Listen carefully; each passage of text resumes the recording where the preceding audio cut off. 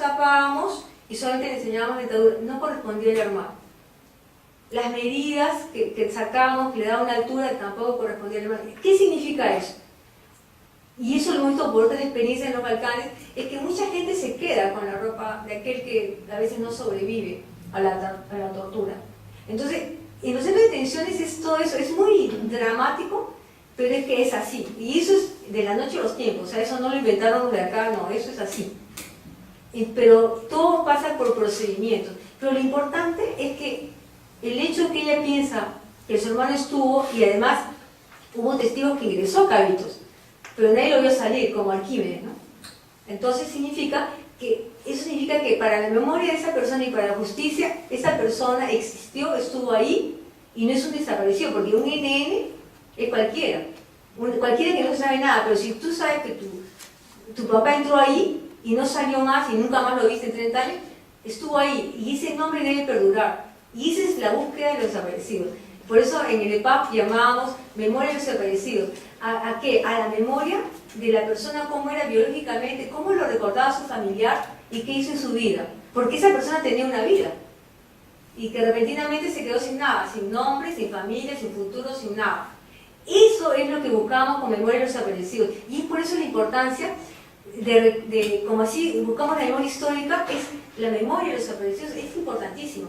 Porque esas personas existieron. Están como NN en una fosa común y están muchas fosas, ¿verdad? Miren ustedes, yo no quiero hacerle la propaganda aquí a la República, pero fue para mí muy importante el martes ver lo de Chuy, ¿no? Esto ha pasado 29 años y miren, la mamá con su hijita, bueno, podría ser que sea su hermanita, no sabemos, pero esto lo hemos encontrado en Putis, niños, niñitas, 92 personas de todas edades, indiscriminado, entre sexo, edad, etc. Y lo otro, en este mismo diario, el día martes, en la parte cultural, esto fue 29 años, 80 años después, la exhumación de las fosas de Granada. A pesar que la familia de García Lorca no quería, y el juez García Garzón estuvo batallando porque, en fin, no todas las familias quieren eso. Hay familias que quieren el recuerdo de su familiar, un poco idealizado, pero no quieren restos óseos, no quieren, porque hay un dolor también que hay que entenderlos. Pero la justicia es una. Y entonces la familia de Lorca no quería, pero la justicia, que son ahora los nietos, ¿ah? Han pasado más de 80 años. Bueno, entonces es un poco para decirles que esa es la memoria histórica y en eso estamos, ¿no? Un poco.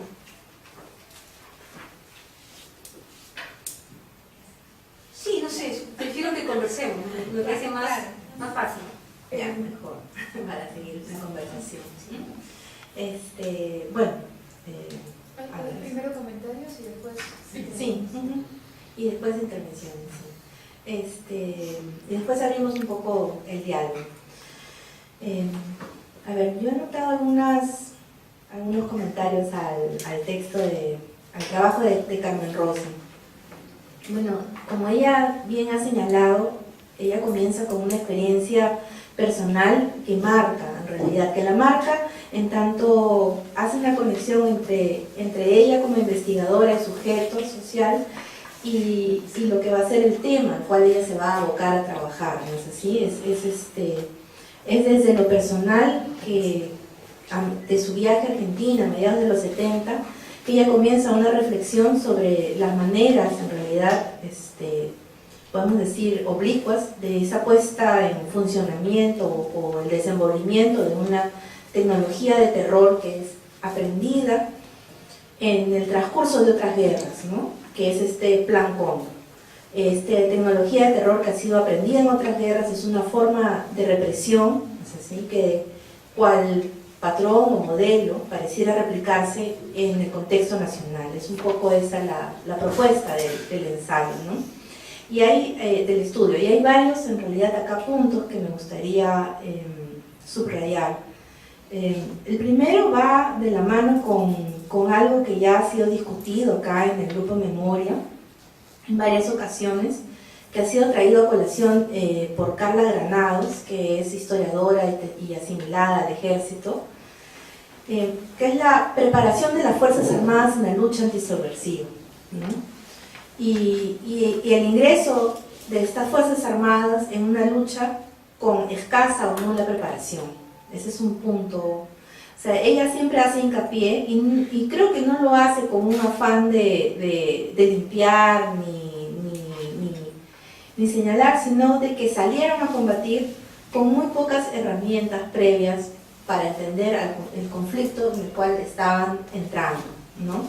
Y esto no los hace ni más ni menos, es en parte lo que siempre, digamos, ella desde el lado del ejército señala, ¿no? Y el Plan Cóndor en realidad se vuelve en ese manual de lucha, que como tú bien tratas de hacer esa conexión entre quienes estuvieron en el gobierno de Morales Bermúdez y quienes pasan al gobierno, o mejor dicho, representantes o funcionarios de las Fuerzas Armadas que pasan, luego siguen en el gobierno de Belaúnde, y los picos estos de desaparición forzada en el gobierno de Belaúnde, ¿no? O sea, tú tienes ahí los datos, no tenemos en realidad mucha más información para hacer esa conexión, eso es lo que hay que buscar y lo que hay que entender, ¿no? Pero digámoslo así, es como el modelo que se tenía y se conocía por algunos, podemos decir así, en la implementación, si quieres, de un modelo económico, político, ideológico específico que había que defender, que es lo que estaba detrás de ese Plan Cóndor, ¿no? Y era lo aprendido en ese momento por estos especialistas, podemos decir, ¿no? Pero entre lo aprendido y su ejecución hay una brecha enorme, en realidad, de actores y políticas, que es lo que tú dices, que conocemos poco. O sea, esa es la parte grande que hay que continuar trabajando, ¿no? O sea, quiénes son estos sujetos,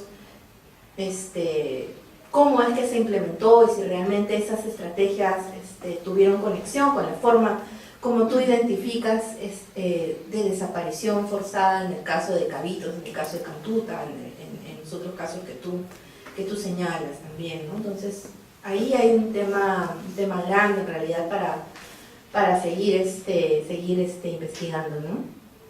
El otro punto es que como propuesta de investigación también busca incidir en la manera como este ejercicio de violencia, ¿no?, que tendría un parangón regional, se convertiría en una forma hegemónica de hacer daño, podemos decir, ¿no?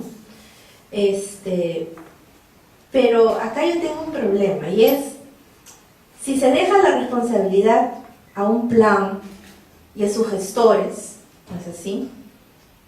Me atrevo a señalar que perdemos de vista o desnaturalizamos el hecho en sí, que es la desaparición forzada. Y es la dimensión del hecho como tal, en realidad, lo que yo creo que no debe tampoco dejarse de lado, ¿no? Indagar en el plano es indagar en el dolor ajeno, en el dolor íntimo, es como tú bien señalas. Para los familiares de desaparecidos, el cierre del dolor es la devolución o la entrega del cuerpo y saber dónde está el cuerpo, ¿no es así? En algunos casos es también el proceso judicial que sigue con esta entrega, ¿no?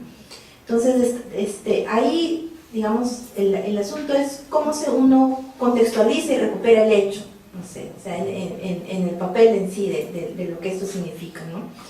Entonces, destacar su aspecto masivo, sistemático, la edificación de un régimen de instrumentalización total, nos hace dejar de lado otros procesos que también intervinieron en el conflicto, junto, digamos, con lo que ha sido este aprendizaje de una suerte de normativa o estrategia de cómo es que uno hacía frente en esta guerra, ¿no? Y ahí es donde interviene y le otorgo peso a relaciones racializadas, a una completa jerarquización de la sociedad, a la violación sistemática de mujeres, por ejemplo, como parte de este patrón también de ejercicio de poder y de terror, ¿no? Además, esto circunscribiría la responsabilidad a unos cuantos actores y debilita en realidad la autoridad misma del Estado como tal, porque aísla el hecho a una reproducción mecánica y sistemática de una forma de ejercicio de control y poder. Entonces, que uno puede encontrar y discutir que hay una racionalidad, si quieres, detrás, ¿no es así? Pero creo que es necesario contextualizar también en la forma como se opera cómo entra en el ejercicio mismo de esta secuencia de hechos, ¿no? Entonces ahí también nosotros podemos pensar de un lado el Estado como un agente grande, violento, Pero en el ejercicio de esa violencia también están desde el lado de los sujetos y los actores, cómo es que legitimamos esa violencia en nosotros mismos. O sea, la norma y la estrategia podía existir y podía operar como una herramienta que entraba verticalmente a través de las Fuerzas Armadas, pero esa estrategia al mismo tiempo operaba con otras cosas más. Eso es lo que llamo yo el contexto, si quieren, ¿no? Y al mismo tiempo, esa violencia era legitimada desde el otro lado de la sociedad también, ¿no? Entonces, eso es un poco para volver a dar centralidad al hecho, al tema, ¿no? Y por último también está la dimensión que tú colocas al final de tu trabajo, que es esta dimensión de la política pública en sí, ¿no? O sea, recuperar también toda esta apuesta por un plan de búsqueda de desaparecidos, ¿no? O sea, el compromiso desde el Estado para poder hacer, digamos, de alguna manera, lo dice, está en el informe, lo trabaja también Carmen Elizarbe, que es la reconstrucción de ese pacto social, si quieren, ¿no? Tú tienes esos desaparecidos y esos cuerpos que hablan, ¿no? Y que hablan se convierten en datos fehacientes de una tecnología de violencia que operaba, ¿no? Entonces, es muy difícil esconder esa tecnología, es muy difícil esconder esos datos, ¿no? Y ahí es donde digamos, tú nos sitúas en ese extremo, y ahí es donde tú te vuelcas al tema de la necesidad de este compromiso y de esta búsqueda de resarcimiento y de política desde el Estado, ¿no? Yo me quedo por ahora acá. No sé, abrimos las preguntas, los comentarios. ¿Hacer dos músicas? Sí, no, simplemente porque yo quería volver tal vez a remarcar que mi intención no es que la Operación Cóndor es, digamos, ha ejercido la misma función que estos países, digamos, que lo firmaron, que de hecho Ecuador y Perú han entrado a los finales de los 70, ¿no? En la época de Morales Bermúdez, pero no hay una prueba fehaciente. Por eso yo lo he dejado un poco como algo que se tiene que seguir investigando, porque no hay mucha información. Pero lo otro que te quería decir era que precisamente la falta de estrategia para poder combatir, en este caso Sendero Luminoso, cuando empezaron a principios de los 80, eso ha sido lo que ha, digamos, lo que ha dado lugar a que la práctica de desaparición forzada empezara a principios de los 80. O sea, es como seguir con algo que ya conocían estos militares al cual le dan estos espacios llamados zonas de emergencia, porque eran considerados zonas que apoyaban a Sendero. Entonces es la razón por la cual que la falta de estrategia hizo que se diera este tipo de aplicación de la desaparición forzada. Ahora, yo quisiera también aclarar algo. La desaparición forzada yo lo estoy tomando como de Naciones Unidas, o sea, la aplicada al Estado. ¿De acuerdo? No estoy tomando la Convención de Roma, ¿no? El Estatuto de Roma, donde ahora desaparición forzada también se aplica a los grupos armados en armas. No estoy tocando ese tema porque es muy complejo y además eso es algo que se ha adoptado en los últimos años. Yo sí considero que es importante separar ambos eventos, porque el Estado está para proteger, no puede aplicar políticas de terrorismo de Estado. Y eso es lo que, desde mi punto de vista, se dio como una falta de estrategia, ¿no? Que en muy pocos lugares lo dicen, pero para mí es parte de eso, ¿no? Eso no quería un poco para, no sé si...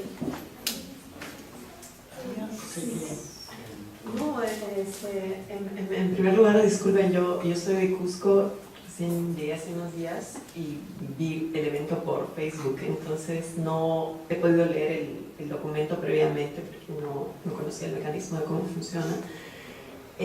Pero el tema me parece muy interesante, pero creo que cuando hablamos de Operación Cóndor en relación con las desapariciones forzadas y otros métodos y estrategias de terrorismo de Estado, me llama la atención porque hay elementos que incluso se aplicaron en el Perú, que luego se aplican con el Plan Cóndor, que no se conocen mucho, ¿no? El tema de los vuelos de la muerte, ¿no? En los 60s conozco dos casos específicamente de los que me han llegado noticia en el último tiempo, respecto a vuelos de la muerte aplicados acá en el Perú,